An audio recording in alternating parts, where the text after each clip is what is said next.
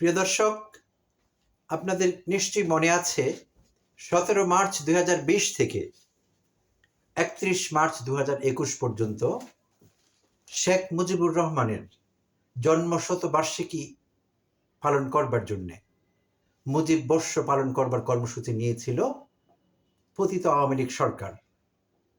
17 March 2020 থেকে 31 March 2021 পর্যন্ত সময় সীমা নির্ধারণ করা হয়েছিল এবং দেশব্যাপী মুজিব বর্ষ পালন করবার উৎসব চলছিল। যদিও এই সময়টিতে তারা সেটা শেষ করতে পারেনি, অন্যান্য প্রজেক্টের মতোই মেগা প্রজেক্টগুলিতে যেরকম তারা সময় বাড়িয়ে তাদের চৌর্যবৃত্তিকে চক্রবৃদ্ধি হারে বাড়িয়ে নিয়েছিল, ইনকামের ব্যবস্থাকে প্রতিটি প্রজেক্টে মেয়াদ বাড়ানো হয়েছিল, আপনাদের জানা আছে। তার মানে বাজেটও বৃদ্ধি পেয়েছিল সময়ে সময়ে। তো একইভাবে মুজিব বর্ষ নির্ধারিত সময় শেষ হয়নি, কারণ প্রাকৃতিক কারণে বাধাগ্রস্ত হয়েছে। করোনা মহামারীর কারণে কিছুটা সময় পিছিয়ে 2021-এর 16 ডিসেম্বরে গিয়ে সেটি শেষ হয়েছিল। মুজিব বর্ষ পালন চলছিল দেশ জুড়ে। আওয়ামী লীগের পক্ষ থেকে অ্যাটলিস্ট বলতে গেলে একটি ফেস্টিভ ব্যাপার ছিল সব জায়গায়, সরকারি অফিসগুলোতে, এমনকি শিক্ষা প্রতিষ্ঠানে পর্যন্ত সেইটির স্মারক বহন করতে হয়েছে। শিক্ষকদের পর্যন্ত বাধ্য করা হয়েছিল মুজিব বর্ষের ব্যাজ ধারণ করতে। তো সেই মুজিব বর্ষ নিয়ে এতদিন পরে কি কথা? হ্যাঁ, কিছু এলিমেন্টস পাওয়া গিয়েছে, যে জন্য নতুন করে কথা বলার প্রয়োজন হয়েছে। প্রিয় দর্শক, আজ যুগান্তরের হেডলাইন ছিল মুজিব বর্ষে 4,000 কোটি টাকা ব্যয়ের অভিযোগ হাসিনা রেহানার বিরুদ্ধে। হ্যাঁ দর্শক, ঠিক শুনেছেন, 4,000 কোটি টাকা ব্যয় করেছিলেন শেখ হাসিনা এবং শেখ রেহানা। দুই বোন মিলে রাষ্ট্রের তহবিল থেকে 4,000 কোটি টাকার অপচয় করেছিলেন মুজিব বর্ষ পালন করবার নামে। আর সেই অপচয়টি মোস্টলি ঘটেছে দেশব্যাপী মিউরাল এবং ভাস্কর্য তৈরি করেছিলেন 10,000-এরও বেশি। সো মিউরাল শব্দটি ইংরেজি শব্দ, প্রচলিত উচ্চারণে বাংলায় পত্রিকাগুলোতেও লেখা হয়, আমরাও বলি মিউরাল, আসলে শব্দটি মিউরাল। সো মিউরাল শব্দটির মানে হলো দেয়াল চিত্র। ইন কেস আমাদের সবার হয়তো জানা নাও থাকতে পারে, দেয়াল চিত্র, বিশাল বিশাল দেয়ালে বা কোনো সারফেসে রং তুলি ব্রাশ ব্যবহার করে চিত্র আঁকা হয়, সেগুলোকে আমরা ইংরেজিতে মিউরাল বলি। এবং মিউরাল সাধারণত বিশেষ বার্তা দেয়, ঐতিহাসিক সাংস্কৃতিক বিশেষ তাৎপর্য বহন করে মিউরালগুলো। তো সারা বাংলাদেশে এরকম 10,000-এর মতো মিউরাল এবং ভাস্কর্য।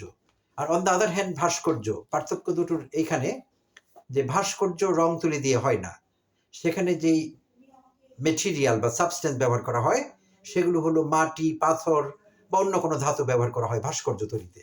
তো এই হলো ভাস্কর্য এবং মিউরালের পার্থক্য। তো সেগুলো তৈরিতে 10,000-এর বেশি সংখ্যায় সারা দেশে 4,000 কোটি টাকা রাষ্ট্রের অপচয় করেছিলেন এই দুই বোন মিলে। তো 4,000 কোটি টাকায় কতগুলো ইন্ডাস্ট্রি হতে পারতো এই দেশে, আরো কত গঠনমূলক প্রজেক্ট হতে পারতো, কত কিছু হতে পারতো, ইনফ্রাস্ট্রাকচারাল ডেভেলপমেন্ট হতে পারতো, অনেক কিছুই হতে পারতো, কিন্তু হয়নি। রাষ্ট্রীয় টাকা তারা ব্যয় করেছিলেন, আর করতে পেরেছিলেন এই জন্যে তারা নিশ্চিন্ত বোধ করেছিলেন যে কেউ কোনোদিন জবাবদিহিতা চাইবে না, অ্যাকাউন্টেবিলিটির কোনো বিষয় থাকবে না, আর আমাদের উপর এমন কেউ নেই যে এই প্রশ্ন করতে পারে, এমন একটি বোধ তাদের মধ্যে কাজ করেছিল। তাদের আত্মবিশ্বাস খুব বেড়ে গিয়েছিল যে যা ইচ্ছে তাই করা যাবে, পুকুর চুরি করা যাবে, তাই তারা করেছিলেন। আর এইটি তেমনই একটি কাজ হয়েছিল, নিন্দনীয়। নিন্দা করবার ভাষা আমাদের জানা নেই। 4,000 কোটি টাকা রাষ্ট্রের ব্যয় হয়েছিল। আমলারা জানতেন এগুলো এবং আমলারাও এগুলোর অনুমোদন দিয়েছিলেন।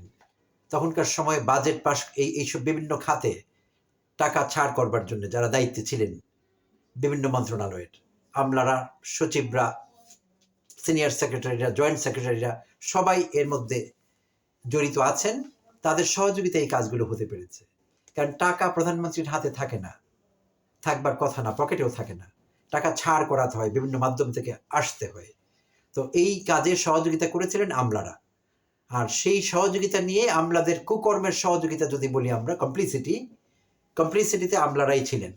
আর সেই সহযোগিতায় রাষ্ট্রের এই বড় অপচয়টি হয়ে গিয়েছে 4,000 কোটি টাকা। খুবই দুঃখজনক, খুবই লজ্জার বিষয়টি। তো এরকম আরো অসংখ্য লজ্জাজনক, দুঃখজনক, অবিশ্বাস্য ঘটনা আগামী দিনগুলোতে আমাদের সামনে আসতেই থাকবে, আরো বহুদিন ধরে আসবে। কারণ তাদের অপকর্মের লিস্ট এত বড়, আগামী 2-4 বছরে সেই লিস্ট শেষ হয়ে যাবে, এটি বিশ্বাস করবার আমাদের কোনো কারণ নেই। আসলে তাদের এই কুকর্মের কাহিনী আস্তে আস্তে আসতেই থাকবে, আনফোল্ড করতে থাকবে নতুন নতুন এপিসোড। তো এবং আমাদের এগুলো শুনতে হবে, এই রাষ্ট্রের এই দুঃখ গাথা এবং তাদের এই অপচয়ের গালা বা মহোৎসব আমাদের এগুলো শুনতে হবে আরো বহুদিন। তো দুর্নীতি দমন সংস্থা কমিশন অলরেডি শুরু করেছে তদন্ত, একটি টিম গঠিত হয়েছে। আজকে মহাপরিচালক বলেছেন সাংবাদিকদের, একটি টিম অলরেডি কাজ করছে, পুঙ্খানুপুঙ্খভাবে ডিটেইলে তদন্ত করে কে কে দায়ী ছিলেন, কিভাবে কোন মাধ্যমে টাকা ছাড় হয়েছে এবং কিভাবে পুরো বিষয়টি হতে পেরেছে, এই সব কিছুর চুলচেরা বিশ্লেষণ হচ্ছে এবং হবে। দুর্নীতি দমন কমিশনের মহাপরিচালক আজকে এই কথাই বলেছেন সাংবাদিকদের। তা আমরাও আশা করছি অন্যান্য সব দুর্নীতির মতোই এই দুর্নীতিরও বিচার হবে।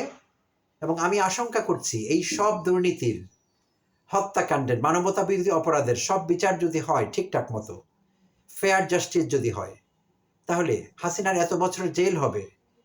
আওয়ামী লীগের যত কর্মী আছেন দেশে এখনো, যারা আফা আফা করে বুক চাপড়ান, তাদের সংখ্যা কম না নেহায়েত। তো যতজনই তারা হন না কেন, হাসিনার এই পরিমাণ সাজা হবে, এত বছর সাজা হবে।